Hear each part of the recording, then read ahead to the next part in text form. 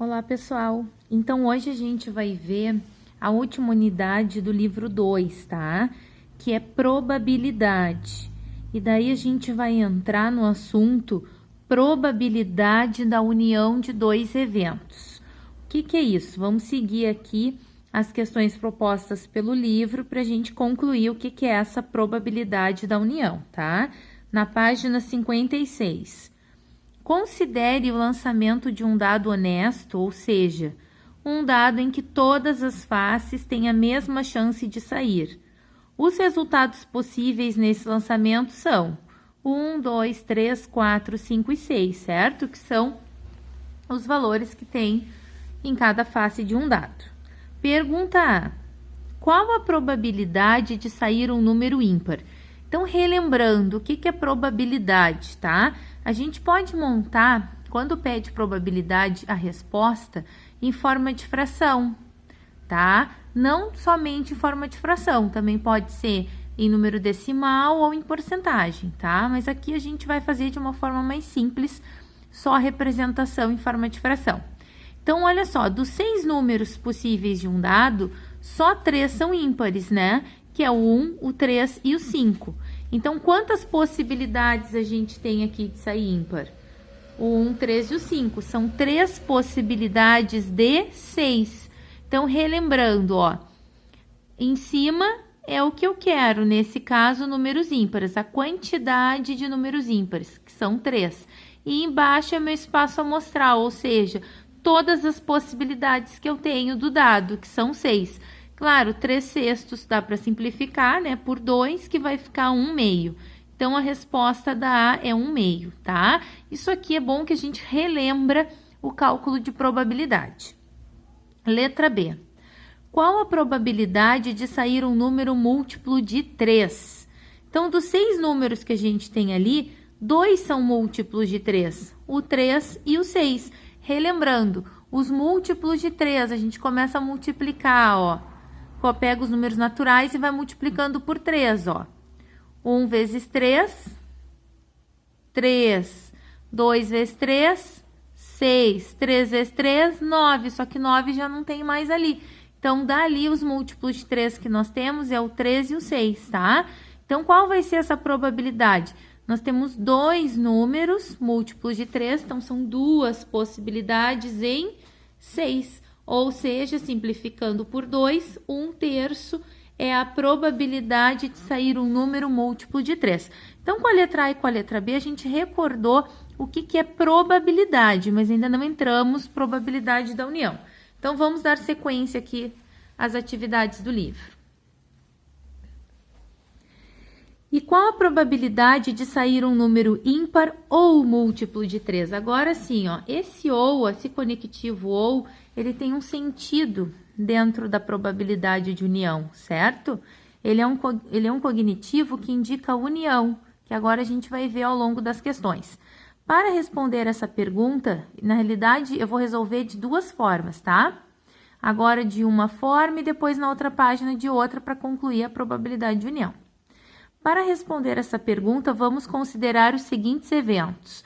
Então, a gente vai chamar cada situação de um evento, tá? Bom, evento A, a gente vai chamar a situação sair um número ímpar. E evento B, a situação sair um número múltiplo de 3, certo? Então, cada situação agora é chamado de evento A ou evento B. Podemos escrever os elementos correspondentes a cada evento entre chaves e separados por vírgula. Por exemplo, o evento A, a gente já sabe que os números ímpares possíveis no dado é 1, 3 e 5. E o evento B, a gente já sabe que é 3 e 6, tá? Agora aqui, ó, ela pensando, e quais são os elementos do evento A ou B? Né? Mais uma vez esse ou aqui, que é a novidade, é o que a gente vai aprender hoje, tá? Então, vamos continuando aqui. Do mesmo modo, podemos considerar evento A ou B. Sair um número ímpar ou um múltiplo de 3. Antes de escrever os elementos do evento A ou B, ou seja, eventos em que ocorre um número ímpar ou um múltiplo de 3, nós temos que entender melhor o uso desses dois conectivos, tá? O ou e o e. Então, agora a gente vai recapitular esses dois cognitivos antes de concluir isso, tá? Então, temos aqui, ó, o conectivo ou conectivo e para 2 eventos, tá? Muita atenção. Então, aqui, ó, vamos ler para recapitular. Quando uma pessoa diz, hoje vou andar de bicicleta ou assistir a um filme. Bom, geralmente ela está afirmando que fará apenas uma das duas coisas, né? Mas na matemática, pessoal, o conectivo ou tem um significado mais amplo, tá? Como assim? Ele indica que pelo menos uma das duas coisas acontecerá, podendo ocorrer as duas. Então, quando a gente usa o ou, não significa que vai ocorrer uma situação ou outra. Pode ocorrer uma ou outra, ou também as duas situações. Então, essa é a diferença do conectivo ou na matemática do que no nosso cotidiano, tá? Por outro lado, quando alguém diz, hoje vou fazer a lição e escutar música, ele quer dizer que necessariamente fará as duas coisas. Então, o conectivo e sim, o e afirma que será feitas as duas coisas, tá? Na matemática, o conectivo e é empregado com esse significado também. Então, o e é o mesmo significado na matemática e também no nosso cotidiano, só o ou que tem um sentido mais amplo.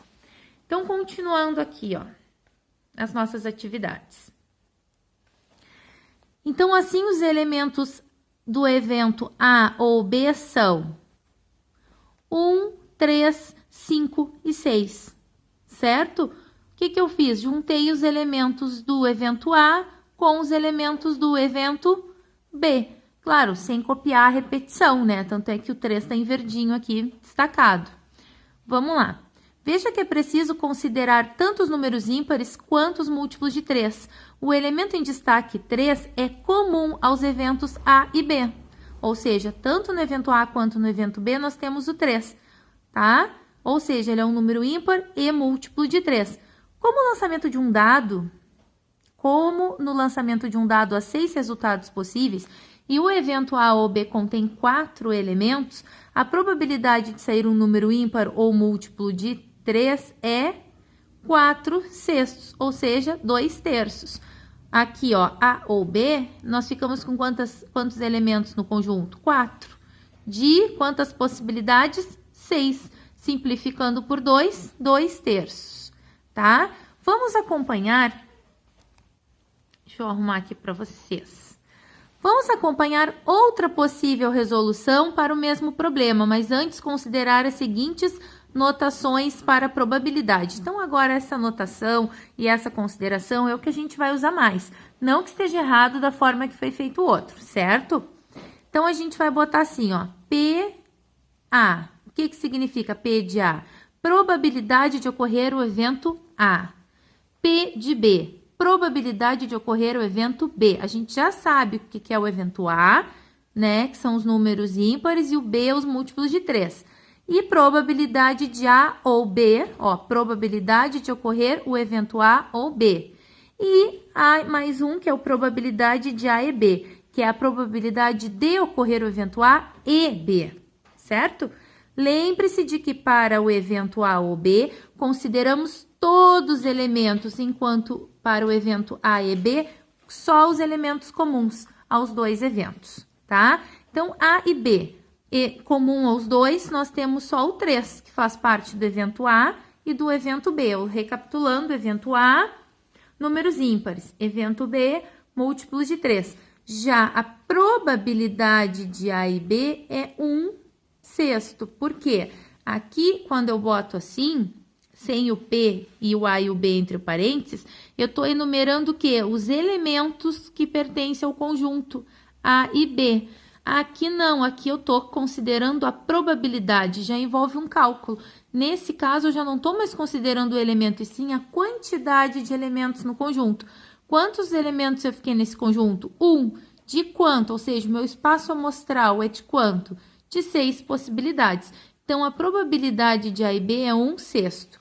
Para determinar a probabilidade de ocorrer o evento A ou B, poderíamos pensar inicialmente em somar as probabilidades, né? Vocês podem ter pensado assim, vou somar a probabilidade do evento A mais a probabilidade do evento B. No entanto, como existe um elemento comum que a gente está vendo, que é comum aos dois, poderia haver mais, tá? Aos dois eventos, nesse caso só tinha um elemento comum, ele seria contado 2 vezes.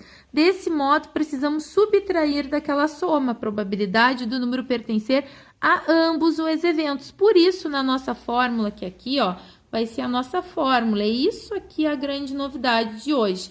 Isso é a fórmula da probabilidade de união. E esse conectivo ou, ele significa união entre dois eventos, ou seja, a probabilidade de união entre os eventos A ou B. Probabilidade da união, certo? Então, como é que a gente vai resolver quando tiver esse tipo de exercício? Nós vamos calcular a probabilidade do evento A, ou seja, fazendo aquela fraçãozinha, como a gente faz ali, mais a probabilidade do evento B, uma segunda fraçãozinha, menos a probabilidade do evento A e B, ou seja, a gente tem que descartar o que tem em comum, certo? Essa é a probabilidade de ocorrer os dois eventos simultaneamente. E com essa fórmula a gente resolve facilmente os exercícios de probabilidade de união, tá? Agora, aqui em cima, ó, página 58. Agora a gente vai montar isso na fórmula, ó. Vamos substituir os resultados encontrados em probabilidade do evento A, probabilidade do evento B e probabilidade do evento A e B na expressão a seguir, ou seja, determinar a probabilidade do evento A ou B. Então, copiei a fórmula aqui, ó, para vocês, ó.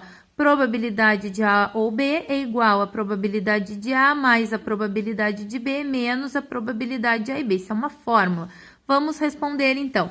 Qual é a probabilidade do evento A? Ou seja, os números serem ímpares, 3 sextos, mais a probabilidade de B, ou seja, múltiplo de 3, 2 sextos, menos a probabilidade de A e B, 1 sexto, certo?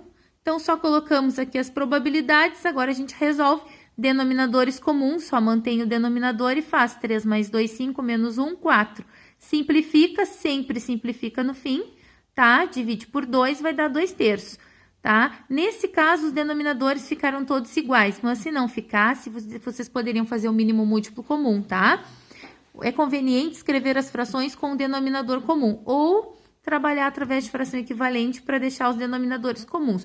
Mas um simples mínimo múltiplo comum já resolveria também. Nesse caso, não precisou, porque os denominadores eram todos iguais, tá? Concluindo aqui, então, comparando os resultados obtidos nas duas resoluções, o que podemos concluir? Os resultados são iguais, ou seja, tanto da primeira ou da segunda forma deu 2 terços, independente da estratégia escolhida para a resolução. Tá? Eu indico, e acredito que é o que vocês vão usar mais, é a fórmula, certo? E esse modelo de resolução, tá? Porque daí é bem rápido, bem simples, vocês depois se acostumam, e esse aqui seria a forma mais rápida e simples de resolver esse tipo de exercício. Eu vou fazer um outro videozinho para explicar um que é com cartas, porque é muito comum cair exercícios com cartas, tá?